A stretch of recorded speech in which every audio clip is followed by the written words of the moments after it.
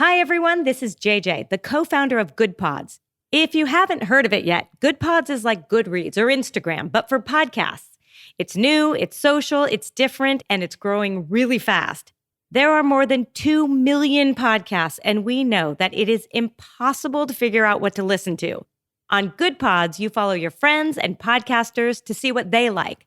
That is the number one way to discover new shows and episodes. You can find Good Pods on the web or download the app. Happy listening. This podcast is hosted by Buzzsprout. Podcasting isn't hard when you have the right partners.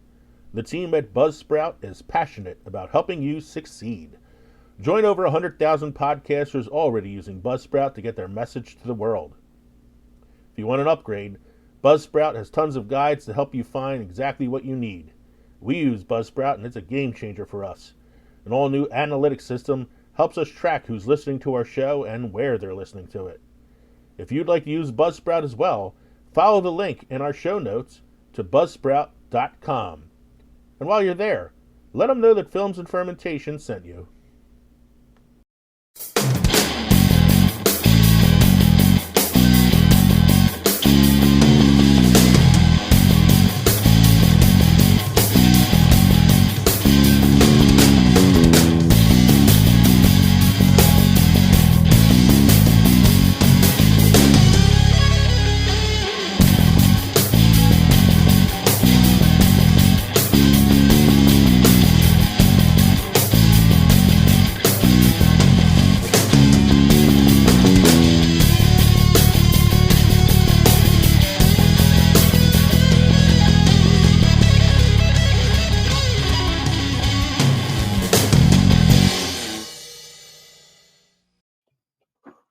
Hey everybody, welcome to Films and Fermentation.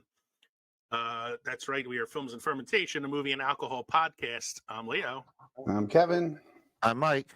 We're three friends who like talk shit about movies while getting shit-faced. This is episode 117, and it is our season 6 finale. We are going to be taking a quick break after this, about a week or so, and then be coming back with our 7th season. Good old lucky number 7.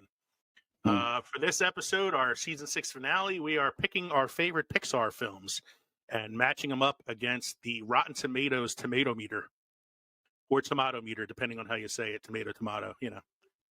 So in this episode, we're bringing the 6th season to a close, looking at our favorite Pixar films and comparing them to the list of the greatest Pixar films as ranked by the audience on Rotten Tomatoes. Don't forget to drop us an email at filmsandfermentation@gmail.com or visit linktree.com/filmsandfermentation to find all of our social media and podcast links. Become part of the Films and Fermentation family by supporting us on Patreon, buying our merch on teespring.com at the Films Fermented storefront. We're also now on Gematica.com. Mike, I wanted to point out something. We didn't get as many downloads this week on the last episode as we normally do. Okay. But we got way more views on YouTube than we normally do. It was very odd. So, like, the last few episodes, we got, 20 to 30 downloads on, Buzzsprout, and then, some downloads on Spotify and stuff, and then, YouTube was kind of, here and there. But the last episode that we had on YouTube, the, what did we do last week, was the bracket. The bracket episode, the Fourth Wall Breaks, had over 60 views on YouTube, which is the most we've had in a while. Hey. So I thought it was just kind of odd that, one thing didn't do as well, but the other one kind of made up for it. So let's get to our first segment here, which is, pretty important since we are a movie and alcohol podcast. What are we drinking tonight, gentlemen? Well, I'm nearly out of mine. I'll go first. I went back to basics. This was a Bacardi rum and Coke. Okay. Cuba Libre, I believe, is the fancy schmancy. But as you can see, it's running a little low, so I may need to beckon a new one. Michael, what do you got going on? Are you on call? No. I am drinking what is called an orange fashion. Mm-hmm. It is Old Smoky Orange Moonshine, and it says bourbon, so I used the small batch 4 Roses bourbon. Nice. So it's an old fashioned with orange. with the orange moonshine. Yeah. Orange moonshine. I found a site that had Pixar-related cocktails on it, and I picked the one that sounded the tastiest, but also was the easiest to make. And even though I'm not a big fan of this particular Pixar film, the drink is really, really good. It's called Luca's Italian Soda. It is equal parts blue curacao, orange juice, and Sprite. So it's just a very like citrusy sort of like fizzy drink here, but it's Your very, drinks very have good. been blue the last few weeks. This one looks more like this one looks blue on the camera. In person, it's a little more greenish because it's like the blue curacao mixed with the orange juice. Mm-hmm. It's a little bit of a green color. But I can see like on camera, it looks like a very cloudy blue. Mm-hmm. That's because like the last few like mixed drinks I've had have all had blue curacao in them. Looks like Shark Attack. You know those tropical drinks that you get. They usually put a splash of grenadine or something in there to look like bloody water. Mm-hmm. And in lieu of grenadine with this drink, it's orange juice, so it's a non-alcoholic alternative. Mm-hmm. But it's still a pretty good drink. I'm probably gonna have to make another one before we get to the main segment. Notes from the last show. I made a really glaring omission on that bracket by not putting Fight Club in on the drama side, and it's odd because when I did the initial like draft of my bracket, I had Fight Club on there, and then I made some changes, and somehow Fight Club got deleted. And not that it would have won the bracket. I still think Deadpool would have won anyway. I'm just pissed that I forgot to put Fight Club on there. Yeah. You think Fight Club would have beat High Fidelity? I think based on the way you guys are voting, no. But like, I just feel like it's an omission I probably shouldn't have had. But I just wanted to mention it. And I got a little fun Twitter exchange here that I want to read to you because I thought it was kind of funny. One of our associate podcasts on the Good Pods group, it's called the Well, That's Interesting podcast, posted something recently from an Apple review that they got. And we had a fun little exchange on Twitter. I'm still calling it Twitter. I refuse to call it fucking X. So on Twitter. I was wondering if he just changed the icon or if he changed the name of it. I don't know. I have no idea. It's just I hear he's selling off the memorabilia, the bird icon and things like that. He is selling that shit off for money because he's hemorrhaging it. Oh yeah, he's I don't know what Jimmy Kimmel's going to do. They can't read mean tweets anymore. They got to read mean X's. So this podcast, well, that's interesting. Pod wrote on Twitter, quite possibly my favorite fucking review. This was on Apple Pods. They got a 1-star review from somebody who listened to the show, saying they are not a fan, and this is what they wrote. I was totally turned off by the strange and misused place of profanity. It seemed bizarre and strange. I swear like a drunken sailor, and I'm working on cutting down my F-bombs, but even I thought it was weird. There's a time and place for profanity. A podcast is neither the time nor the place. And when I read that, I said, "This is awesome." Can we place the F-bomb every fucking place? So I wrote back to them. I said, "Hey, we recently did an episode where we dropped F-bombs into our favorite PG-13 movies. Were we wrong for doing this? Because I don't really fucking care. It's a podcast, not FM radio." And I said to them, well, that's interesting podcast. Keep doing your thing. And they said, thanks for the support. We love this idea. We're going to check out that episode ourselves. And then I told them we were going to talk about this on the pod tonight because I just thought that was a funny thing to say. And I sent you guys one not more than an hour ago. One popped up. I'm not sure if you got a chance to see it. On Instagram? It was on Instagram. Yeah, it was the scene from Revenge of the Sith, just before the duel between Obi-Wan Kenobi and Anakin Skywalker. And Anakin says, "I have brought peace, freedom, justice, and security to my new empire." To which Obi-Wan replies, "Fuck your new empire." That's another good one. I like the thing you sent me about Pulp Fiction, the musical. Yeah. that includes a little subtle hint to the Whopper song. Mm-hmm. So yeah, I just thought that was a funny little Twitter shit. Like it's a great review to write. Like there's no cursing in podcasting. Yes, there is. That's why it's Yes, podcasting. there is all the time. It's Just because like they're not listening to the good ones doesn't mean that he has to chastise them. just because you don't agree with it, whatever, man. Then don't listen. Listen to another show. Listen to one of the holy podcasts. Yeah. One of the reasons I like podcasting is because I can kind of do what I want. I don't have the FCC up my ass. Right. We should recommend a certain George Carlin skit for him. Cocksucker motherfucker. Bitch. I don't remember all the words he said, but it's fuck shit, cocksucker, motherfucker, ass and tits, I think it was, or something like that. The 7 words you can't say on TV. Yeah. Mm-hmm. I'll have to look it up while Mike's doing this week in film history. I'll look up some. I'm going to tell this this person that wrote that what Richard Pryor told. Yeah, right.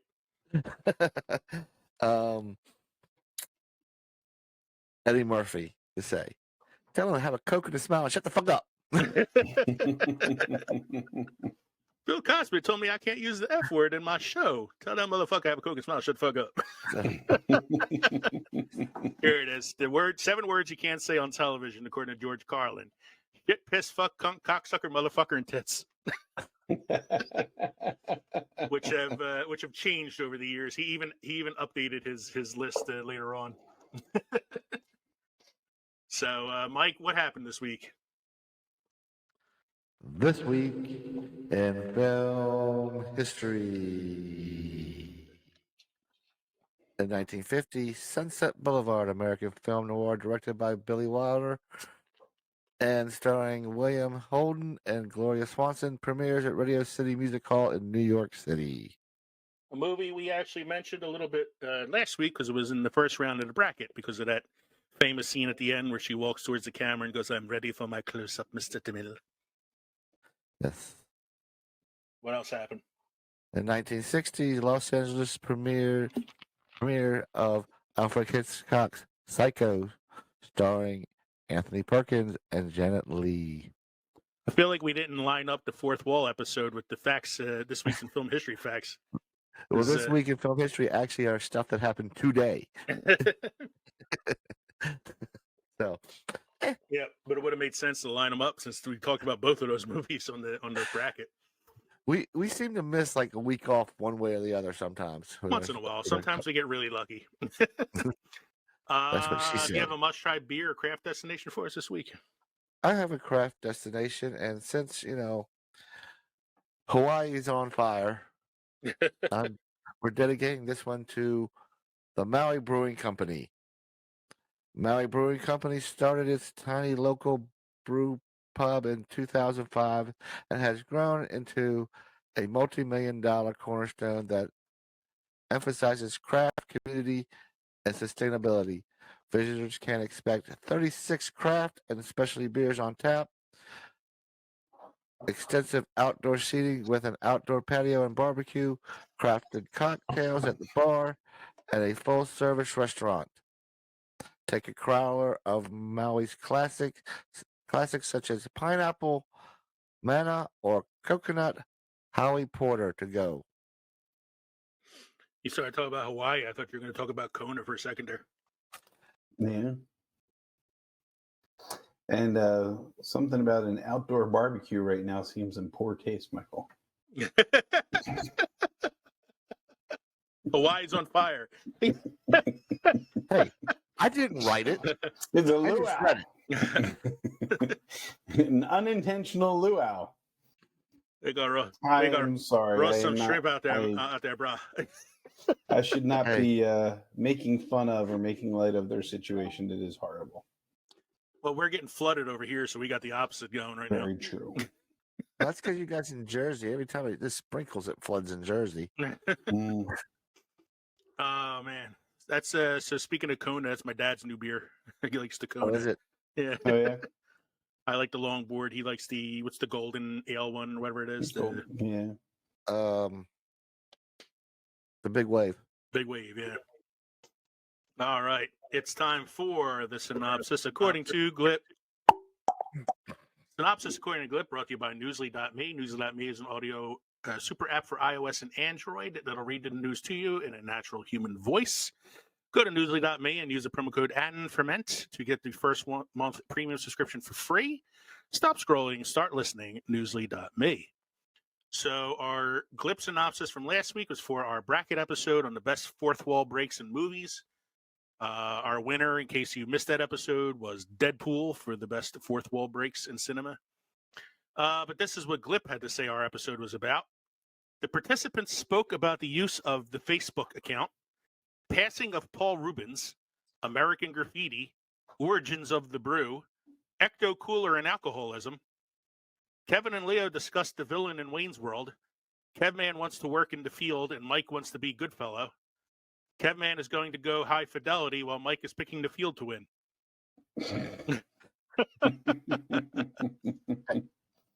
I'm a made man, so I know I'm a good fellow. It is bordering on accuracy. I did pick the field to win. You did pick the field to win, and Yeah, you guys well, the were field picking high always fidelity all night. The Wayne's World thing, we were trying to figure out the name of the villain, Rob Lowe in Wayne's World. Mm-hmm. I had talked about the drink that I had that tasted like Ecto Cooler minus the alcoholism. Mm-hmm. I don't remember what the Facebook account was, unless they're talking about our Linktree stuff. Paul Rubens, aka Pee Wee Herman, passed away last week.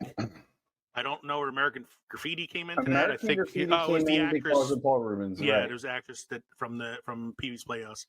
Mm-hmm. And that's about it. I think everything else is pretty much. Because wasn't American Graffiti on this week in film history too? Was it one of our film facts last week? I think it was. Yeah, that's where I think that's where Kevin ended up getting the connection that was from the it. connection. Yeah. Yep. All right, that was our synopsis according to Glip. All right, we're gonna take a quick break, play some short messages, and then we will be back with our main segment where we talk our favorite Pixar films. After these messages, we'll be right back.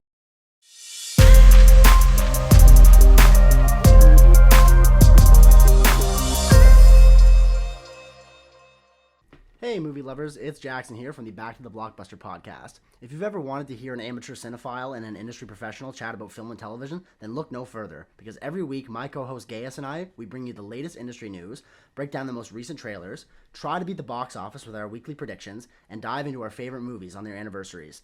And every second Friday, you can look forward to the Back to the Blockbuster spin-off, Deep Dives with Owen and Gaius, where the duo dissects a movie of their own choice. All this and more wherever you get your podcasts. Hello, everybody. Let me ask you a question. When you were a kid, did you ever wonder what teachers talked about in the teacher's lounge? You probably didn't miss much. It's usually boring stuff like grading papers, lesson planning, and then figuring out the new train schedule. Train schedule? Well, I teach in the city. But sometimes, at one of the not-so-cool tables in the back of the teacher's lounge, you might find us, the Fandalorians, teachers by day, nerds by night. My name is Mr. Richardson, and by day, Mr. McDonald, Mr. G, and I teach and inspire America's youth. But by night, we debate, discuss, and argue about all things in the pop culture universe on our podcast. We discuss all the biggest pop culture topics in the world, like Ozark, Stranger Things, The Marvelous Miss Maisel, Marvel, Star Wars, Top Gun Maverick, The Old Man, Bridgerton, you name it, we'll probably discuss it.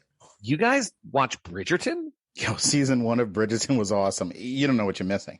Since we are teachers, you will always get a ton of background information about our topics and original teacher-themed segments, like our pop culture morning announcements, building meetings, and post-observation reviews of shows and movies. Oh, and arguing. You'll get lots of disagreements and arguing, like way more than I'm comfortable with. You can find us wherever you listen to your podcasts. Just search for The Fandalorians, Teachers by Day, Nerds by Night. Then join us every Monday as we look into the current state of fandom and pop culture. Hey, look, the bell's about to ring. We need to head to the buses. Hopefully we'll see you guys soon. Well, I mean, they're not going to see us because this is a podcast. I know. But they can't even see us when you think about it, so they won't see us either. Oh my God, you know what I meant. It wasn't literal. Just ring the bell. Ring the bell. The Fandalorians, Teachers by Day, Nerds by Night. I hope you listen and subscribe to us soon. I hate you guys.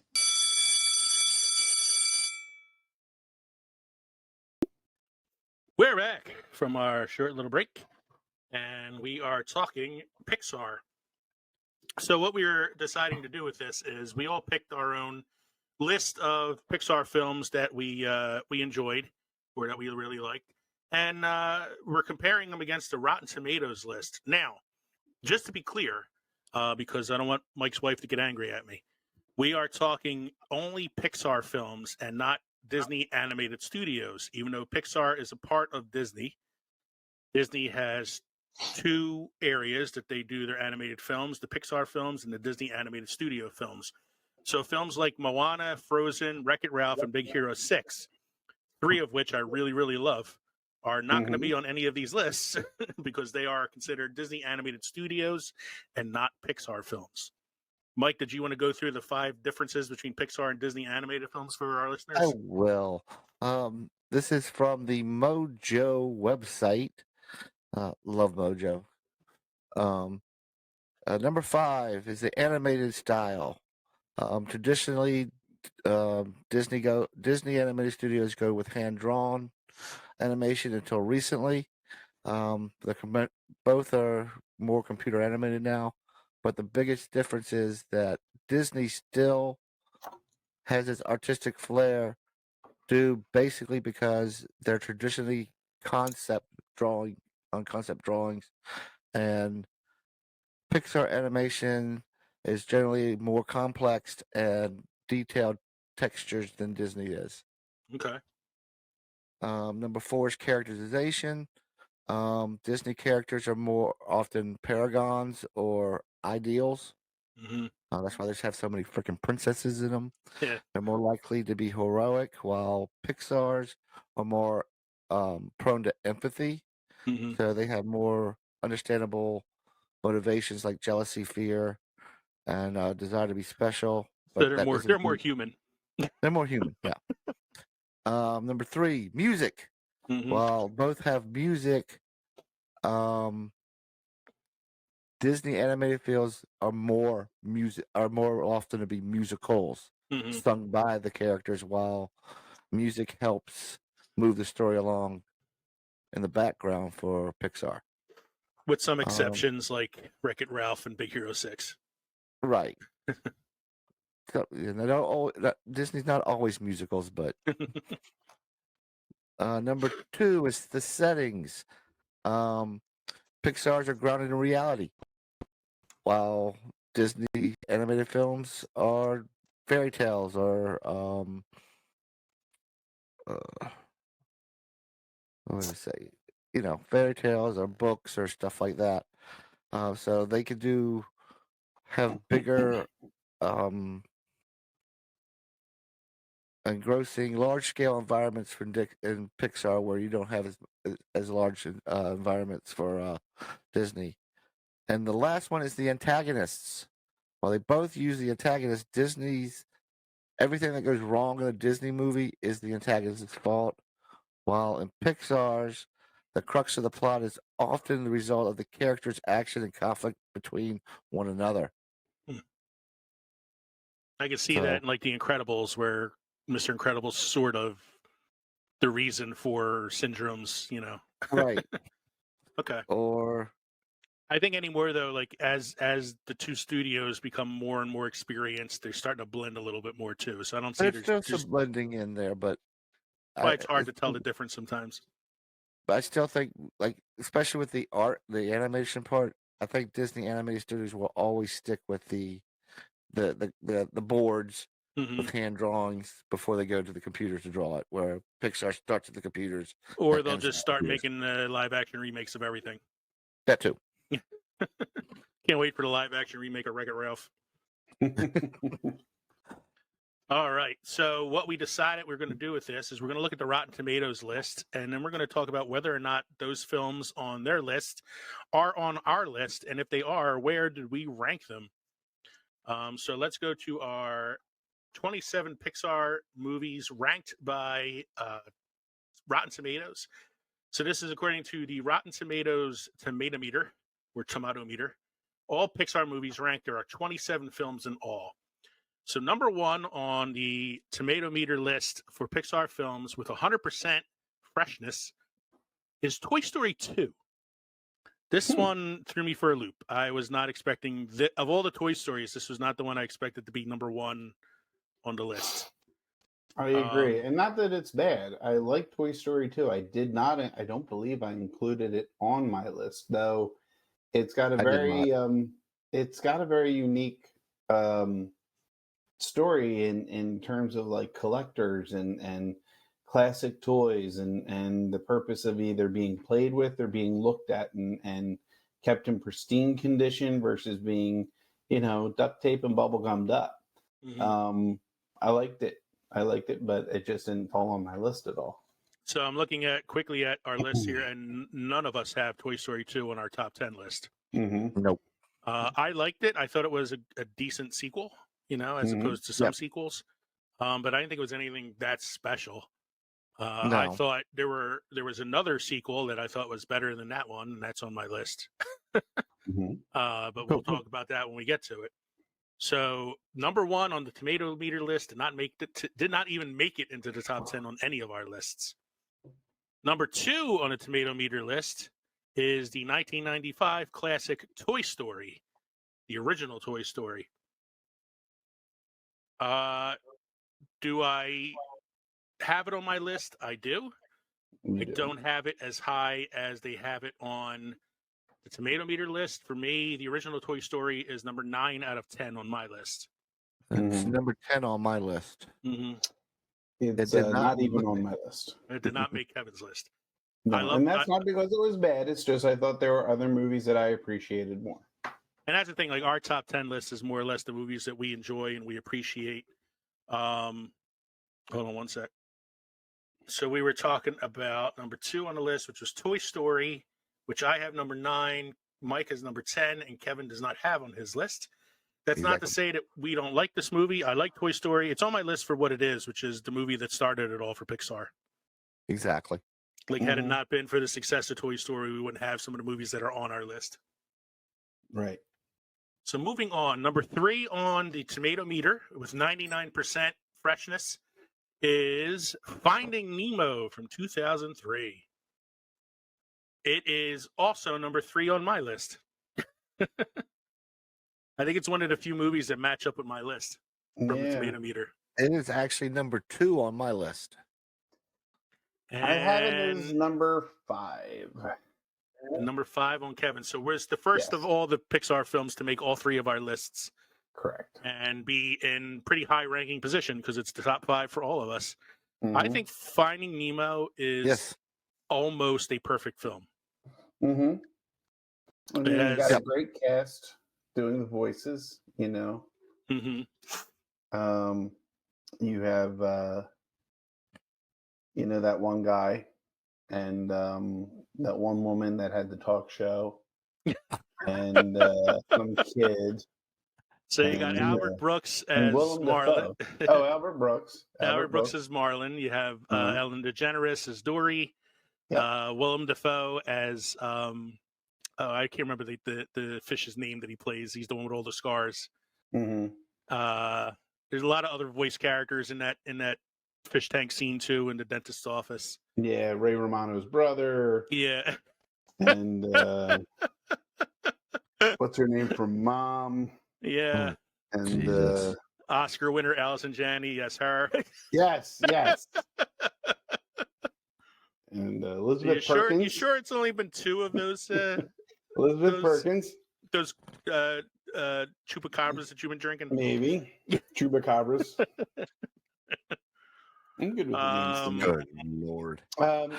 You know what? Was this the first Disney? I mean, it's Pixar, but Disney, where it's not the. Oh no, never mind. Disney does kill off the mother in most of their movies. Yeah, no, this is definitely not the first one that didn't happen. No. I remember watching Bambi. I know, but this is not. I know it's not the first one where the mother gets killed off. I think this is. Is it the first one where the father plays a more significant role after the mother croaks? Right. I mean, Marlin. I mean, the movie's called Finding Nemo, but Marlin's the main character. I thought like the first 5 minutes of this film are friggin' brutal. Like that's the Barracuda shows up, and like the only one egg is left. I'm like, man, like way to come out running. Like,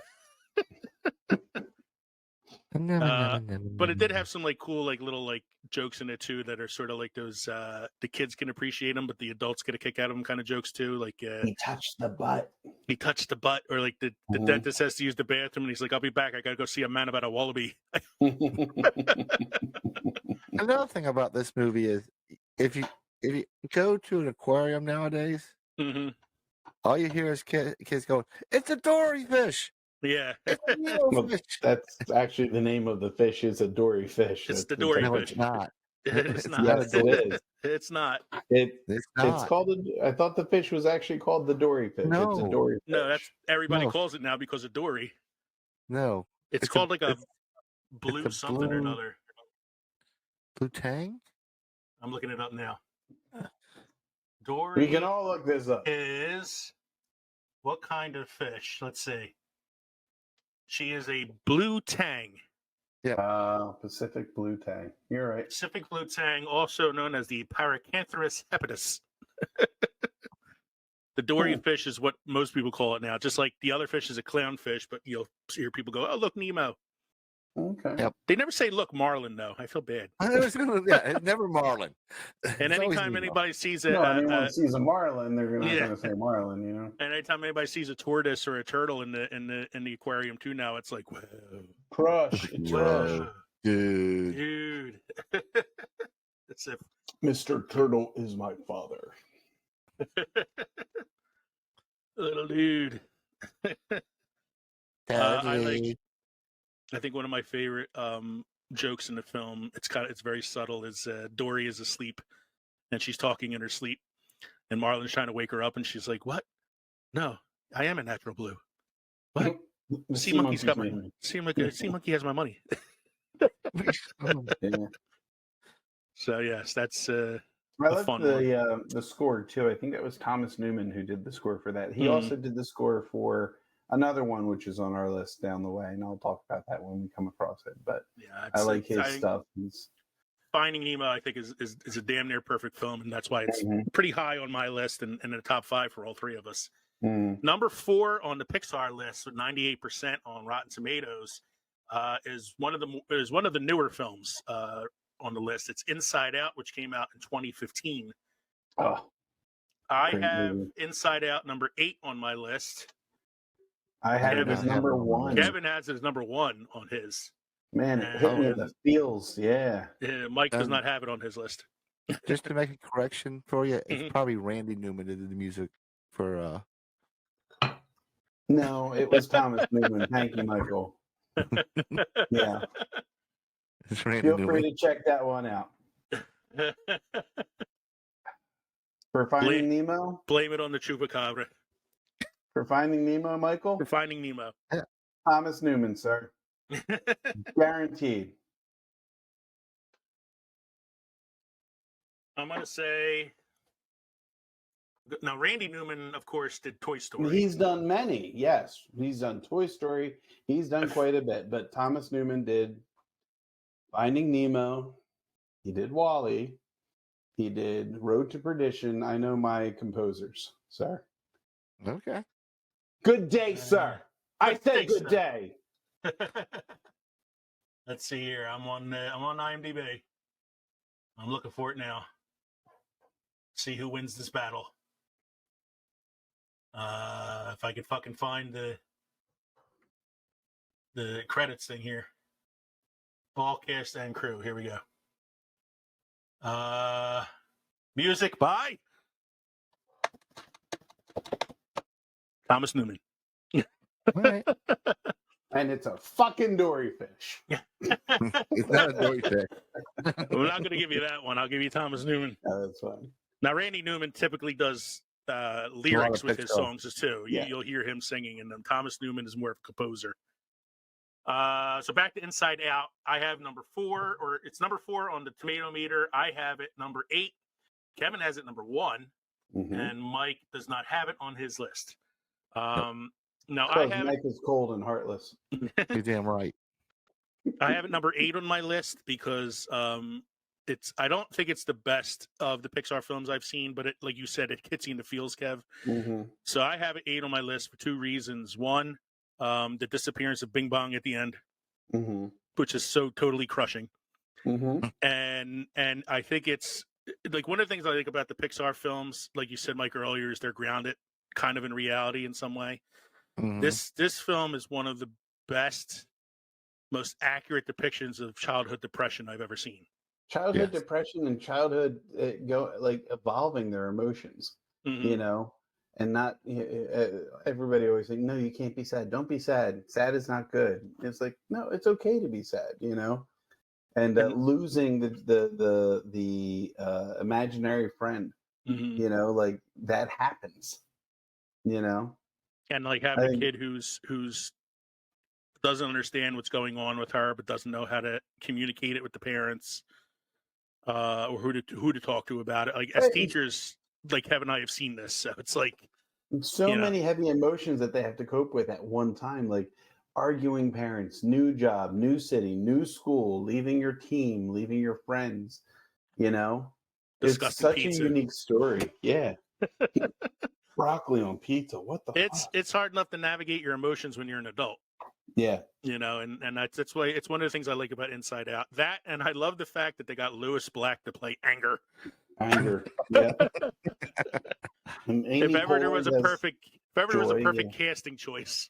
hmm I like the end too when you get to see the inside of different people's heads, and it's like different things that are like controlling, like the boy trying to talk to the girl, and everything's awkward. hmm So yeah, I enjoyed Inside Out. It's not that It high on my list, reminded me but a little bit, and I know Mike probably had seen this in Disney. Leah, I don't know if you had. I want to say it might have been in Epcot, but it was like it was a thing. You went in, you watched the show, you were inside the body. There was a person controlling the body, had the two Yeah. eyes, the nose. I can't recall the Cranium name of the Command? ride. Cranium Cranium Command? Command. That might have been it. Yeah, but that's kind of what sits with me when I see that. That's I can kind of see what that. I'm. See what you're You see saying. that? Yeah. it sounds like Yeah. an Epcot thing because Epcot was the more It was. like, It was. the more It was educational. over. It was over to the left past Ellen, but it's been closed for like ever. Past the living seas. Yeah. Where Brought was to it? you by Exxon. Where was it in relation to the English pub that had the really good Guinness stew? On the other side of the world. Epcot's other side of the world, right? Yes. Number 5 on the Rotten Tomato list is 98%. Toy Story 3, which when I was saying that I think there's a better sequel on this list than Toy Story 2, it's Toy Story 3. Yeah. Toy Story 3 is number 6 on my list, so it is one ranking below the tomato meter for me. It's number And 6 it's on my also list. number 6 on Mike's list. And you know what? I know that I had meant to put it on here. I know I had to do some editing when we found out when it was Pixar, not Disney, so I had to change some things around, and it just got it vanished. So I got to take a look at my list here. I don't know if I want to give that one up. I mean, this is not where I properly place it. I'm going to put it at number 10, only because it's bumping out one that really, it was great for the comedic aspect of it, but like, this definitely takes over. So, I mean, it's on my list. I just can't say that number 10 is the correct placement for Toy Story 3. So, like, Mike and I both have it at number 6, which is one spot below the tomato meter. I think it's the best of all the Toy Story films. I think it's one of the first film, or one of the last films I remember going to in the theater and like crying uncontrollably at multiple scenes. Thankfully, with my wife next to me, who was also crying uncontrollably, but at least we could console each other. You mean when they were all holding hands? I cried at the scene where they were holding hands in the fire. Yep. Like when it was like, wait, I know this is not going to happen, but goddamn, the emotion in this scene is so incredible. Yeah. I cried tears of joy when the little alien guy showed up with the giant claw to save them. The claw. And I cried at the end when Andy drove away and left the toys with Molly. And that bitch lost them all in the next Yeah, movie. yeah. But Fuck it Toy makes Story 4. it makes you think about what happened to the toys you had when you were growing up. You know, your parents did the purge. I What are still you have a not bunch of playing mine. with anymore? They're in my closet in my bedroom. Oh, you should hold on to them, or at least seek their value. Make Yeah, sure that's they're what I'm going to covered. do. Seek their value because Yeah, they're all. I still losing have my all. GI Joes, my I had Star a Wars action vast Star figures. Wars collection. I had, I think, everything for the Ghostbusters. I had GI Joe. I had a Masters of the Universe, and you don't know what happens after a certain point. You know, I don't think our parents donated. I think for the most part they just trashed them. It's like, what are you Probably. doing? Yeah, I know, and that's Toy Story 3, man. I think it pulled my heartstrings because of that. It's like, oh man, what happened to all my old toys? Yeah. I also like the line from the villain, with the bear. What the hell was the bear's name? I can't remember now. John Goodman. the bear that is the villain in Toy Story 3. So Yeah, and he lots of hugs, and he's they're on the conveyor belt heading to the flames, and he like gets out somehow and doesn't turn the machine off, and he's like, "Where's your kid now?" And I'm like, "Damn, it's fucking cold, dude." So yeah, I have Toy Story 3 pretty high on my list. Yeah. Number 6 rather on the tomato meter list is Up at 98%. I liked Up. I like Up, but it's not on my list. It's not on Mike's top 10. It's third on Kevin's list, and that's just because the bird's named Kevin. Yeah, that's the only reason. It's on my list, but I have an addendum. It's number 10 on my list, and I don't have the movie Up on there. I just have the first 15 minutes of Up on my list. The first 15 minutes of the whole movie. I thought the whole, the relationship between the kid and the old man, and you find out, and I like that you don't know anything about like the kid's situation. It comes out innocently enough through the conversation with the old man, where he initially thinks the kid's annoying, but then you find out, why is the kid so needy? Why is the kid so talking so much? Why is he a loner and things like that? And it's like, okay, I'm digging this, I'm not saying I didn't like the film. I did enjoy it. Like I like when he discovers him on the porch while he's flying in the air, and he's like, "Can I come in now?" And he's like, "No." And he shuts the door on him. And you miss all of Doug, I love Doug, and I like the final fight on the wing of the plane is very intense too. Yeah. But for me, like the first 15 minutes of Up are some of the best cinema I've ever seen. Mm-hmm. And talk about like tear jerking. Yeah, First time I remember in animated movie history they spoke about a person's miscarriage. Yeah, it was pretty intense. Mm-hmm. So I have the first 15 minutes Up, number 10 on my list. Next one, number 7 on the tomato meter list is Toy Story 4. It did not make my list. No, it didn't make mine either. It was cute, but I wouldn't say it's not of the top 3. No. I remember thinking to myself, why? Like Toy Story 3 ended so perfectly. Yes. It felt like a cash grab. This was a cash grab. Add a couple more characters. Changed Bo Peep's look. Yeah, Keanu Reeves. Whoa. I did like the marionette character, the creepy ass puppets. But yeah, overall, I thought it was. It was a good movie, but I didn't feel it was necessary. No. Let's see here. Number 8 on the list is another newer one from 2017. 97% on the tomato meter. Coco. Coco is a recent one for me. And I remember watching it thinking I wasn't going to like it. And then when it was over, I was like, God damn, that was a good movie. That was so entertaining, heartfelt and heartwarming, and it pulled the strings in the right way. And seen that first with my students, and that's, it was intriguing, especially the different cultural aspect of it, I remember it was, we were down the shore for the week with my wife's family. This was the last time the whole family went down the shore together. And, the kids were fighting all week, and it was just, it was like, I don't want to do it again. And then one night we were just sitting around, we're like, let's put a movie on to get the kids quiet. And they put on Coco. and I think I watched it in like complete silence the entire movie more than anybody else did. Like I was fascinated by it. Mm-hmm. And I remember thinking, man, it's a really, really good movie. And so I put it number 4 on my list. It's probably it's the highest ranking newer film for me on my list, Coco. I have it as number 7. And I do not rank it. I do not rank it. Okay. I mean, I enjoyed it. You did enjoy it, though, right? I did enjoy it. I thought there's other ones that I enjoy more. Mm-hmm. That's on my list. Okay. Number 9 on the Rotten Tomatoes list at 97% is The Incredibles, the original Incredibles, which is my number 1. Okay, it's my number 6.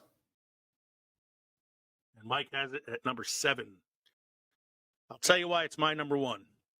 A, I love superhero movies. B, it's the best version of the Fantastic Four I've ever seen. Oh, ooh, Mike clicked there. Mike's there. Here he is. Mike got blinked. Mike Thanos snapped on Mike for a second there. Yeah, well, it looked like my computer says I have plenty of signal, but the little signal bar on you guys was like X. No, you're all good. I was saying The Incredibles is number 1 on my list because A, I like superhero films. B, it's the best version of the Fantastic Four I've ever seen. And C, some of the best voice work in a film, I think, as well. Because especially the scene where Mr. Incredible thinks that his family has been killed. Oh God! You know, he threatens to crush the female villain, and then can't even with nothing. You know, what's he say to him? Even with nothing to lose, you still can't do it, or something like that. And it's it's such a great performance. And like we were saying earlier, you can kind of blame Mr. Incredible for the invention of Syndrome anyway. And right. Plus, you get the where's my super suit? You get the iconic line, "Where's my super suit?" But I also like the dynamic of this is a superhero that's the superhero family that is living a normal life, and what happens, you know. I don't care what you guys say. Mrs. Incredible's fucking hot. I didn't say nothing about that. She knows how to wear them leotards. Yeah. That's right. I have it as 7 on my list. And Kevin has it as 6. So another movie that we all rank somewhere on our list. It's actually my highest ranking film. I said I ranked it number 1. It's definitely my favorite. The next one on the Rotten Tomatoes list at number 10 is Ratatouille at 96%. Ratatouille is number 2 for me on my list. I love Ratatouille. Something about those rats cooking. It's not on my list. Fourth wall breaking movie too. Because he's talking to the audience, isn't he? Yeah, he's narrating. Yeah. I've seen it. It's cute. I think that's just, It's not on my list. It's a heartwarming movie. I mean, it's Mike, fun. it's your number 9. Oh, number 9? Yeah. So what is it? Whatever. It's on your list. It is on my list. It's because your list got cut off. What's on page 2? It's on page 2. So yes, it's on your list. It's number 9. Yep. So you like it. It's just not as high as mine. No. I will say this: Incredibles narrowly beat out Ratatouille. I actually thought about putting Ratatouille number 1. Wow. I don't know why. I really, really enjoy the film. I think I need to rewatch it. I didn't take away as much from it as you did. I think it's because I'm such a foodie too. Like I love watching the cooking and stuff like that, even though it's a rat doing it. I also like they do a spoof of it and Everything Everywhere All at Once as well. Where she goes to a universe where there is a guy actually being controlled by a rodent under his hat. So it's a little place in my heart for that reason too. So that was the top 10 on the tomato meter list. Should we round out the rest of our top 10 and then talk about the bottom 10 on tomato meter? Just want to go through their list and keep compared to ours. Whatever you want to do. If you want to do that, let's do that. So number 11 on their list is Monsters, Inc. I have Monsters, Inc. number 5. Okay. Number 3. Number 3 on Mike's list, and Kevin. Mine I had to bump it. It's number 11 if I have to, I guess, because I had it there at number 10, but I omitted Toy Story 3, which was a faux pas on myself. But it's lemon. Yeah. I was snow cone. It's lemon. Yeah. I like it. That's John Ratzenberger coming back. I think it's high on my list. It's one of the first movies that Katie and I saw together when we were dating, because this came out in 2001, and we used to go to movies a lot back then, so it's one of the things I saw with her. I love the character of Boo; she's so cute. Yep. I love the inclusion of Steve Buscemi as the voice of the villain character, Randall. It's a classic Billy Crystal performance. Yeah. It's essentially watching one of his stand-ups. And it's not as like heart pulling as some of the other films we've talked about. It has a few moments. No. It's more straight comedy, and I think it's it's just the uniqueness of the story that I like too. Mm-hmm. And John Goodman coming around for another pass. Yes, because he did Emperor's New Groove, and then he did this. And he did Emperor's New Groove. He did this. He did. And then he did the other monster films. He did the other monster films. He was also in Toy Story 3, wasn't he? The voice of Lotso? No, that was I want to say Ned Beatty. It definitely wasn't John Goodman. I can't remember who it was. I think it was. I have to look it up now. It's gonna bother me if I don't. Let me see here. Toy Story. Ned Beatty. Ned Beatty. I was right. Okay. Yeah, it was Ned Beatty. Yeah, I think it was one of his last roles because he passed away not too long ago. Yeah, it was Ned Beatty. Close though. A similar sounding voice in a way. But John Goodman always does a pretty good job in his voiceover roles anyway. Okay. Number 12. I liked how they had the little twist where the guy that owns the company was also part of the villains. That was Jason Robarbs, another old school actor doing a voice work. That was a creepy character too. The big spider guy. Yeah. Mm-hmm. Number 12 on the list is one of the newer ones as well from 2020, the movie Soul with 95%. I saw Soul. I liked it. It was a good movie. It didn't crack my top 10. No, it was fun, but that's about it. It was a fun movie. It was an interesting premise. It was good music in it. Because he's a jazz singer. Right. But it wasn't one that cracked my top 10. Again, I might have to watch it again, see if it changed my mind a little bit about it, but that's where it is. Number 13 on the tomato meter. I was really surprised when I first looked at this list that this movie was so low because I thought this was one of the more popular ones. Number 13 from 2008, WALL-E. My number 4. It's Mike's my number 4. 2. Number 2 for Kevin and number 7 for me. So it's in the top 10 for all three of us. Yep. I love it because I relate to the fat people at the end who don't want to get out of their chairs. It was such an Al Gore, an Inconvenient Truth, version, an animated version. Here's what's happening to our world. Do you want to save it or do you want to fly off on a big and large or by and large? By and large, B&L, by and large. Yeah. I'm going to fly off and become fat. Yeah. I'll have computers take care of me. That's what I'm doing. I love the robots in it. They were all cute and had their own personalities, even though they didn't speak a lot. Like WALL-E, Eva, Mo. Mo. The little cleaning one, Mo. Yeah.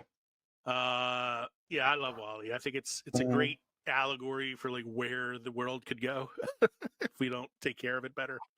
I thought it did a lot with very little, communication. There's hardly any dialogue in like the first hour, I think, of the film. Yeah. It's not until he gets to the ship with the humans that you actually start hearing some talking. Right. I like did you notice the little subtle joke where like they showed the portraits of the captains Yes. And it's like And each they keep captain gets getting fatter and fatter. bigger and bigger and bigger and bigger. I also thought it was odd to include a live action actor in the film. Oh yeah, the president of The By and Large president, by and large, yeah, comes on at the was end, and it's what's his name?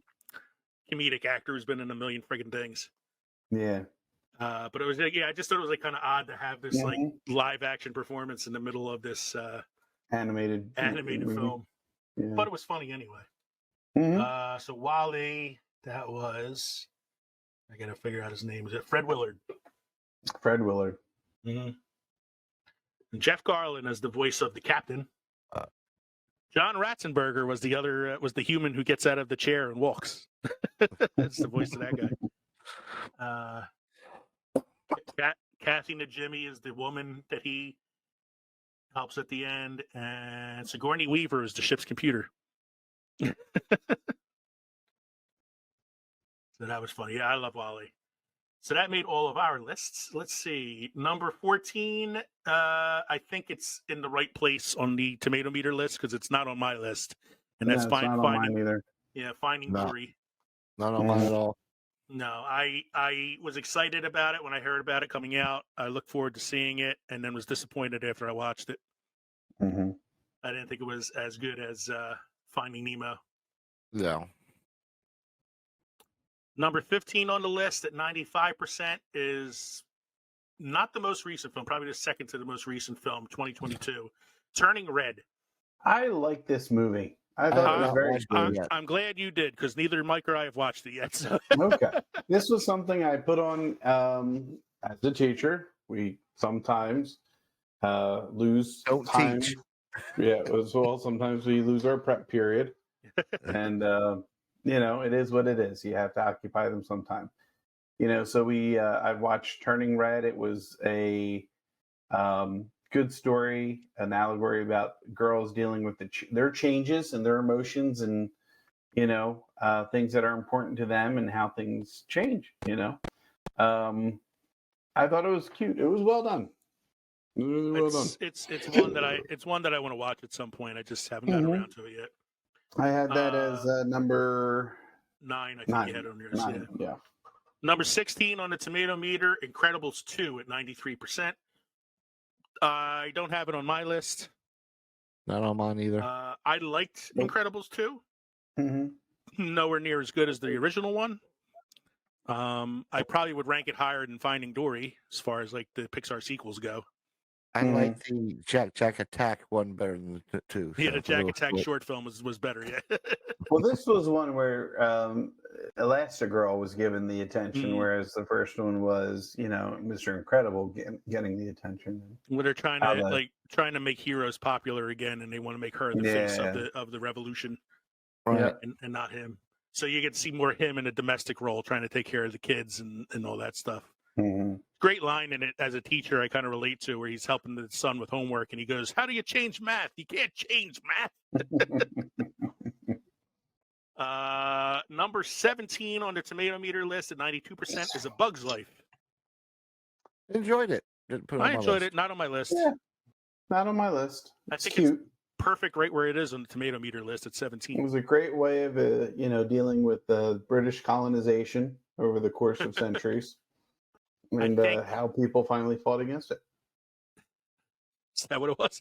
I have no idea. I was going to say as a follow-up to Toy Story, not the best follow-up. And it also went up against Ants at the same time. Yeah, it was one of those twin movies that we've talked about before. So it's not on my list.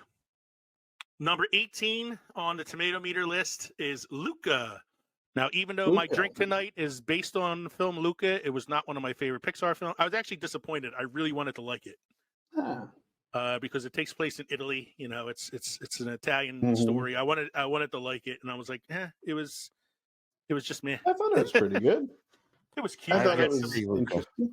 I had some laughs. It's a weird animation because the characters look so much different than other Pixar characters. They almost look like the claymation from Wallace and Gromit. A little bit. Yeah. And not a lot of realism there. No, and it just was meh to me. Number 19 on the tomato meter list is Onward. My number one. It's number one for Mike because he's a D&D guy. Yeah. Love this movie. I love the Pixies, the biker Pixies. Come on. I like the movie too. It didn't make my top 10 though. And it's not on Kevin's either. No, I thought it was cute, but I don't know. I wasn't invested in it. We have a suggestion, Mike, for the next time the three of us get together and play D&D. This is Kevin's idea. We incorporate Cards Against Humanity. Oh, Jesus. So, like, when we have to speak to people in the towns, we pull a card to see what we say to them. That may not be a good thing. Oh, maybe What it's are you awesome too. What are you going to defeat them with? And you pull out a card, and It's like German dungeon porn. I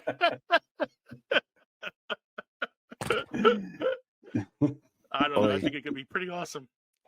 Number 20 on the list is Monsters University at 80%. This is a sharp drop off in the percentages because Onward was 89%, and then it drops to 80% for Monsters U. Again, another movie I think it's kind of perfectly placed on the list. I didn't like it. I think it got, people got monstered out by by the time Monster U came out. Yeah. I mean, I like Monsters, Inc. I don't think I needed a prequel. Yeah. I didn't need the backstory. Number 21 is really low. I thought this one should have been a lot higher on the list, and that's Much Brave. higher. Because it's on my list at it's on number my 8. list as well. So my list is at number 4. It's number because 4 I got for to think Kev. the redheads. Yeah, it's 4 for Kev, 8 for Mike. It's not on my top 10, but I would say if I had to do like a top, it might be 11 or 12. Like just narrowly missed my list. So I definitely think it should be higher than where it is on the tomato meter list. Mm-hmm.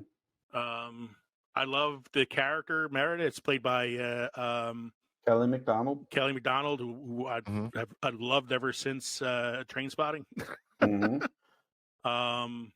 Was it Emma Thompson plays the mother? Emma Thompson plays the Queen, and Billy Connolly plays King Fergus. Yeah, I mean, it's got some great voice acting in it, and I thought it was a fun story. I really think it should be higher on the list. Yeah, much higher. Number 22 on the list at 75% is The Good Dinosaur, which I'll be honest, I didn't even realize this was a Pixar film. No, neither did I. I thought it was something. I thought it was like DreamWorks, like Shrek. So I have not seen this one. Number 23 on the list at 75% is Cars, which I thought was really low because I have a number 5 on mine. I know it's 5 on yours. It didn't make my list.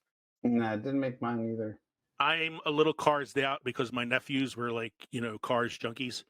Yeah, but with all the sequels and all the shorts, you would think the first Cars would be much more popular than 75%. No, I can see where you're going with that. Yeah. Number 24 on the list of 73% is Elemental. That's the one that just released. Hold on. Go back to Cars. I just made a realization. Cars is the basis of Doc Hollywood. Okay. It is. Cars is the basis of Doc Hollywood. Lightning McQueen, right? A real hot rod, or he's Steve McQueen, so to speak. And he gets in trouble, and he has to serve time in a small town. I forget what the thing was for, but just like Michael J. Fox ended up, speeding and breaking somebody's fence, and had to do community service in a small town as the doctor, and getting affiliated and close with the people of the town, and yeah, Cars is. So are the female Cars headlights the equivalent of Julie Warner's boobs? It could be. It could be. So I don't remember the nude scene in Cars. Her high beams are on. Her high beams are on. All right, before we get canceled, number 24 on the list is the most recent film. I have not seen it. It just came out recently. It was Elemental. Right. Although the fact that it's already this low on the Rotten Tomatoes list doesn't give me a lot of hope. Yeah.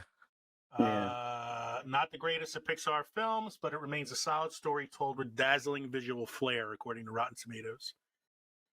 Number 25 is Lightyear. I have not seen it. I honestly don't have an ambition to see this one. It was interesting. It was Because okay. it's I actually watched it. the real story of Buzz Lightyear, not the toy. Yeah. Right. This is I guess this is what comes out, and then the toy is produced because this is either the show or the movie or whatever, and they make the toy off of this, and it's an interesting I guess it's an origin story. I It's an guess. origin story. It's got But Taika it's Waititi. all right. It does. It's Got got Chris Evans is Lightyear. Mm-hmm. James Brolin. Used to being in origin story movies. Yeah. Number 26 is Cars 3, and 27 is Cars 2. These are the only two films on the tomato meter list that are under 70%. Yes. Cars 3 at 68%, and Cars 2 at 39% on the tomato meter. Yeah. Well, that's because it had. Oh no, never mind. I was going to say it had Army Hammer, but that was in Cars 3. They changed the thing so we get 50 minutes and then it stops and we have to start over. No, we only got like 10 minutes left. Well, so Yeah, we're going to wrap this up. Yeah, we're gonna wrap this up soon because we only got 9 minutes left now. Adventures in technology. Yeah, Pod so technology. that was the 27 films on the tomato meter list. To recount our own top 10 lists, my top 10 was The Incredibles, Ratatouille, Finding Nemo, Coco, Monsters Inc., Toy Story 3, WALL-E, Inside Out, Toy Story the original, and number 10, the first 15 minutes of Up. And my top 10 list was number 1 is Inside Out, number 2 WALL-E, number 3 Up, 4 was Brave, 5 was Finding Nemo, 6 was The Incredibles, 7 was Coco, 8 was Luca, 9 Turning Red, and 10 was Toy Story 3. My top 10 was number 1, Onward, 2, Finding Nemo, 3, Monsters Inc., 4, WALL-E, 5, Cars, 6, Toy Story 3, 7, The Incredibles, 8, Brave, 9, Ratatouille, and 10, Toy Story. All right. So, Mike, do you have any beer trivia or beer history for us this evening? I do. I got beer around the world. According to the historian Dr. H.H. Mann, indigenous people of South Africa have made a type of beer from millet for ages. A similar beer called Mawasa has been produced from other cereal grains by indigenous peoples of other parts of Africa. Millet beer remains popular in many of the African countries. All right. Thank you then for joining us tonight for episode 117, Picking Pixar. We hope you enjoyed listening to this podcast as much as we enjoyed recording it for you. Don't forget, you can drop us an email at filmsoffermentation@gmail.com or visit linktree.com/filmsoffermentation. Find all of our social media or podcast links. Don't forget, you can support us on Patreon or also by going to teespring.com and buying some of our merch. Don't forget to stop by the crossroads between Pickled and Fermented for our 7th season premiere. Date to be announced. We're going to be recording that in a couple weeks and releasing it. I will make sure everybody knows what it is. But our season premiere, we always go back to one of our favorite topics, and that is films that time forgot. So our season premiere will be episode 118, Films That Time Forgot, Part 6. I'm Leo. I'm Kevin. I'm Mike. Thank you for joining us, everybody. Thank you for all your support over these first 6 seasons. We'll see you shortly for season 7. Cheers. Cheers. Can you guys hear me all right? Yeah, I can hear you. I took a couple CBD gummies last night to help me sleep, and I've been in a fucking dream state all day. Oh yeah. So I'm like, Dude, I feel like I'm in slow motion. And then wait, that wasn't weed. I think I'm thinking of Harold and Kumar, but that was smoking pot. Right? Yeah. Ooh. Leo was born in East LA. Mexican Americans love education, so they go to night school where they take Spanish and get a C. I added some stuff to the show list, and I told Mike about this the other day. I added one called Crazy Taglines for Films. Mm-hmm. And the reason I added it was because I saw the trailer for Expendables 4. Oh yeah.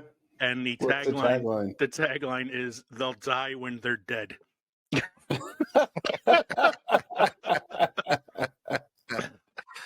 I'm going to kill them till they're dead. I saw Oppenheimer yesterday. What'd you think? It was really good. Mhm. It's amazing. Like it's definitely like Nolan has this like talent to take a movie that's like 85% dialogue, Yeah. that's 3 hours long, and make it feel exciting. Yeah. Like I didn't feel like it was dragging at any moment. No, and I think the whole thing between the Senate committee hearing and the history of Oppenheimer, like going through his life chronologically, helped because it's telling you two stories separately. It wasn't like those movies where they introduce people and then have to go through all the exposition as to who they are. It's more like they introduce people and then you kind of learn who they are through the things that they do with Oppenheimer. Yeah. Like I know a lot of these scientists' names, but I didn't know how they were involved, you know? Right. I also liked it. It reminded me of Oliver Stone's JFK a little bit. I can see that. Because the flashback scenes were all in color. So like the story of his life was all in color. And then all the Senate committee hearing scenes were in black and white as if you were watching a documentary. Yeah.